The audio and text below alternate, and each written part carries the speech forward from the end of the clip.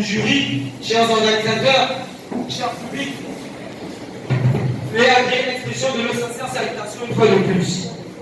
Aujourd'hui, un vent de polémique souffle toujours sur la dot. La plus grande des polémiques gravitant autour de ce sujet reste sa réciprocité. Pour aborder un sujet, une étude thématique est de rigueur. Le mariage est une union conjugale contractuelle et rituelle à durée limitée, déterminée ou indéterminée. La dot désigne quant à elle dans un langage courant l'apport des biens par l'une des familles au bénéfice du mariage. Elle accompagne généralement le mariage dans de nombreuses cultures. Réciproque quant à lui est un adjectif qualificatif et un nom féminin désignant ce qui implique entre deux groupes de personnes, un échange de même nature. Alors, affirmer que dans le cadre du mariage, la dot doit être réciproque revient à dire que dans le cadre d'une union conjugale contractuelle, l'apport de biens doit se faire par les deux familles. Laissez-moi vous dire, cher public, que nous soutenons tous cet avis. Et pour étayer notre thèse, dans un premier temps, nous vous montrerons que la dot devrait être réciproque au nom de l'égalité des chances et de la parité, tant qu'à par les femmes aujourd'hui.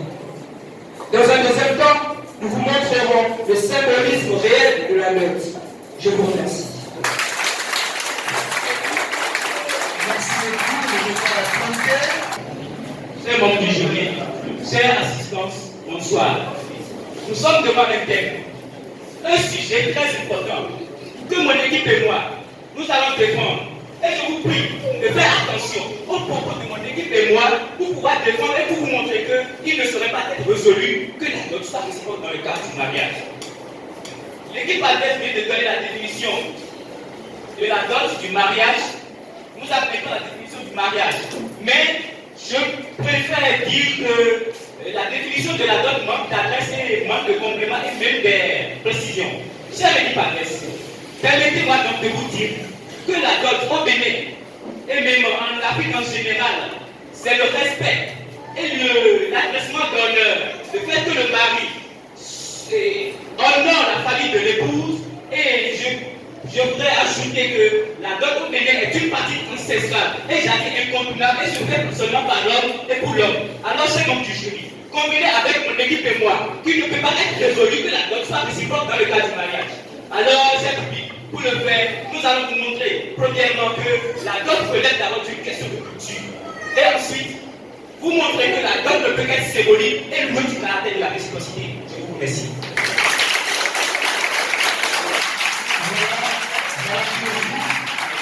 Je vois au passage les éléments du... Bonsoir, chers assemblées. Nous sommes là pour parler de la dot qui doit être réciproque entre l'homme et la femme. Mon équipe et moi soutenons fermement que la dot doit être réciproque dans le but où nous avons réclamé haut et fort la parité. Dans la société où l'homme porte le pantalon, je le porte aussi. Nous devons l'assumer. Dans la société, ce n'est pas seulement dans la société que notre parité et notre égalité qui se bat. Déjà que la parité se définit en sociologie comme étant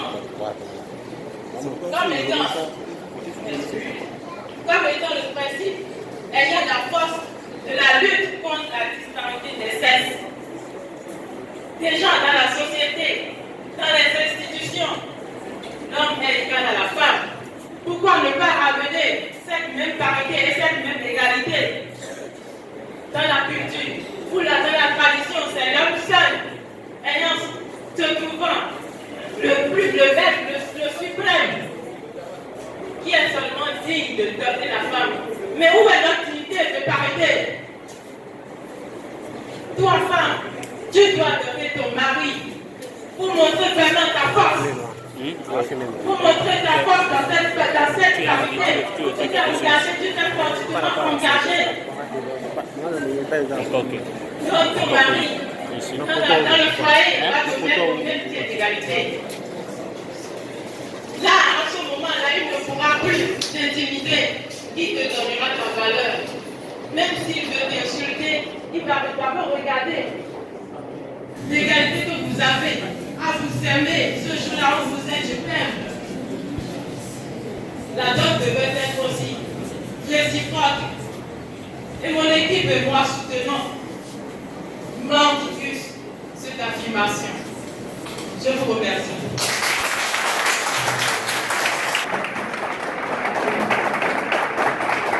Merci beaucoup.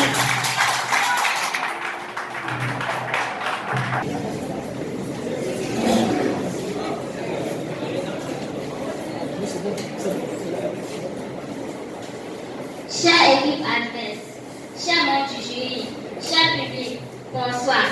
Face au thème, il est résolu que la dot devrait être réciproque dans le cadre du mariage. Mon équipe et moi, nous pensons que la dot ne devrait pas être réciproque dans le cadre du mariage. Car, dans un premier temps, la dot relève d'une question de culture. En effet, chers membres du jury, en Afrique, par exemple, c'est l'homme et l'homme seul qui donne sa future femme. Cela s'explique par le fait que l'homme gagne la confiance, le respect et l'estime de sa belle famille. Chaque équipe adverse, notons que chez les Sénégal, c'est la femme et la femme seule qui donnent son futur mari. Cher public, la question de la dot est beaucoup plus culturelle. Donc, chaque peuple a sa façon de penser et de faire. Alors, mon équipe et moi, nous soutenons une fois que la dot ne devrait pas être réciproque dans le cadre du mariage. À titre illustratif, nous pouvons vous présenter un passage du Code des personnes et de la famille en son article 142, obtenu par le juriste Fidèle Atibet, qui atteste que le mariage civil ne saurait être célébré sans la remise de la dot au préalable. Et cela se fait par l'homme et seulement par l'homme. Alors, mon équipe et moi soutenons une fois de plus que la dot ne peut pas être réciproque. Nous comprenons que les propos de l'équipe adverse viennent de dire que si l'homme ne paye pas si l'homme paye la dot et la femme ne la paye pas, cela est une injustice. Mais en quoi cela est une injustice si cela n'est pas de la culture africaine? Chère équipe adverse, chers membres du jury, cher public, je vous remercie. C'est l'émotion.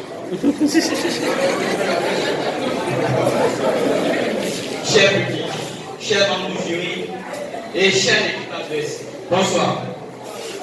Nous sommes venus ici pour montrer que la dot devrait être réciproque et nous le ferons. Soit disant culture africaine, il ne serait pas sage de prendre un seul pan du sujet pour en développer. Vous parlez du code de la famille. Je tiens à vous rappeler que l'article numéro 1 de la Déclaration universelle des droits de l'homme stipule « Tout être humain est né libre et égaux tant en droit qu'en dignité ». Si la dot devrait donner la dignité à la famille de la femme, pourquoi ne pourrait-on pas donner de la dignité à la famille de l'homme? De plus, l'amour étant réciproque, on le dit très souvent, l'amour est réciproque, puisque sans l'amour, il n'y aurait pas de mariage. La dot est le symbole aussi d'amour, car on dit souvent, c'est en fonction de l'amour que j'ai pour ma femme que la dot que je vais donner sera grande. Si je l'aime un peu, la dot sera petite, mais quand je l'aime bien, la dot sera très grande. Ainsi, si on le dit ainsi pour qu'il y ait une logique des choses, la dot également doit être réciproque, puisqu'elle symbolise l'amour. Vu que les charges du mariage ne sont pas pour qu'une seule personne, et que la dot, selon le journal Open Edition, c'est le bien que l'on apporte dans le mariage pour montrer qu'on est capable d'en assumer les responsabilités ou les charges qu'elle nous confère. Si cela est ainsi, les charges du mariage ne sont pas pour qu'une personne, du fait que ce n'est pas pour seulement le mari que le mariage est là et les responsabilités du mariage attendent. Si cela est ainsi, alors pourquoi la femme ne devrait pas doter son mari pour montrer qu'elle également est capable d'assumer les responsabilités de ce mariage? En guise d'illustration, vous vous rappelez de Birama dans Sous l'orage, à la page 55, où Sibiri lui répliquait à propos du mariage traditionnel de Kali. Il dit, je cite, « Il faut que tu sois Birama pour croire qu'un homme soit assez riche pour se payer une arme.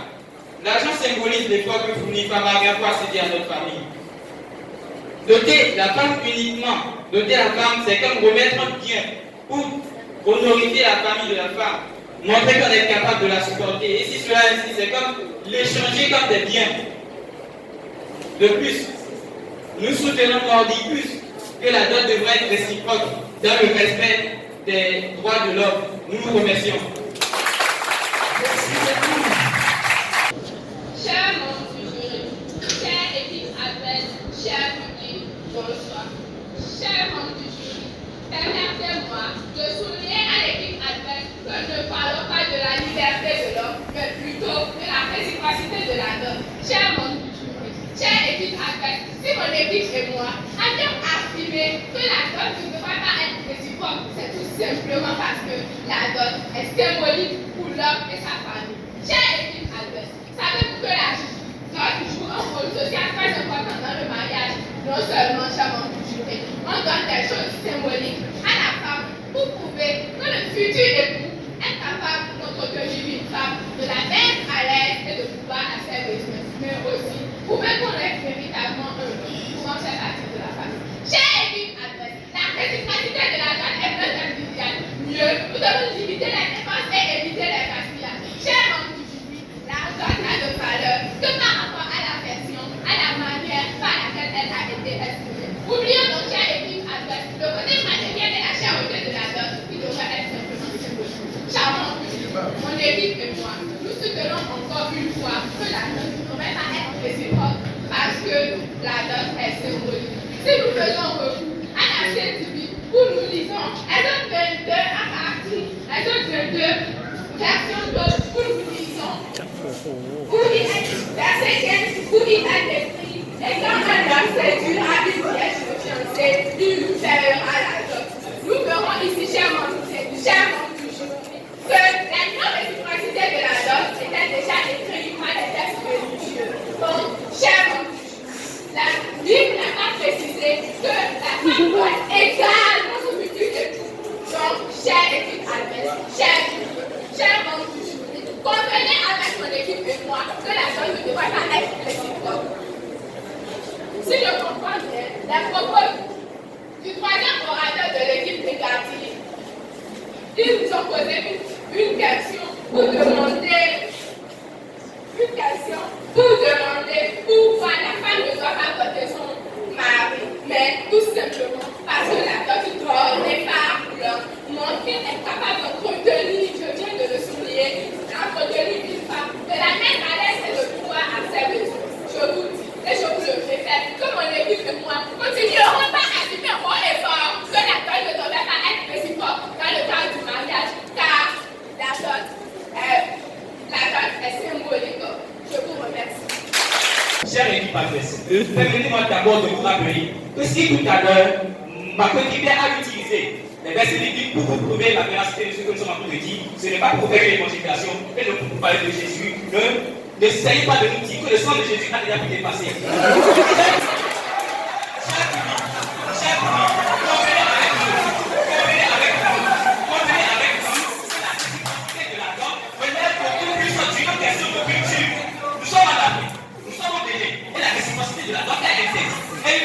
Nulle part nous n'avons pas encore vu dans cette région que la réciprocité de la dot est respectée. Alors c'est pourquoi j'aimerais vous demander, donnez-nous un seul exemple plutôt, dans une région ou dans votre pays, de ce monde, où la dot a été réciproque.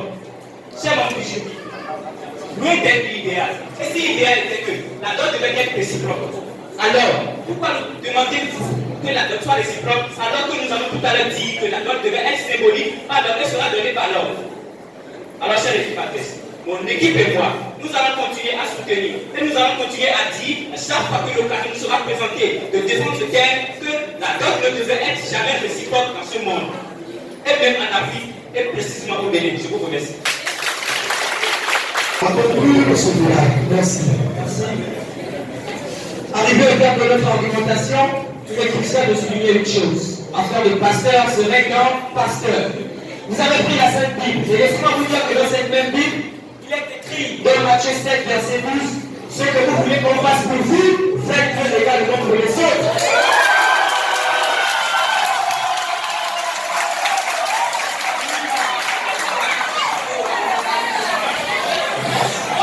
Et vous allez encore utiliser cette même Bible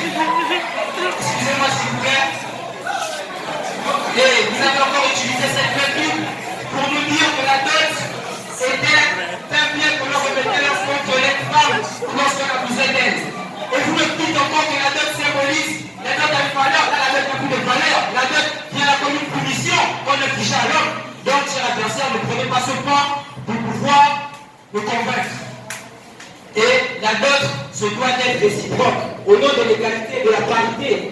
L'égalité aujourd'hui n'est pas seulement sociale, elle ne doit pas être seulement sociale, l'égalité. Elle doit aussi être culturelle. Parce que le mythe de l'homme dominant, ça se passe dans la tradition. Et aujourd'hui, on entend parler de l'égalité des sexes et de la liberté. On a parlé de l'égalité de la parité. Aujourd'hui, les femmes aussi doivent prendre cette parité pour nous doter, nous les hommes. Parce que nous aussi, nous avons de la valeur. Nous aussi, nous sommes valeureux. Nous sommes beaux, nous sommes mignons. Nous aussi, nous avons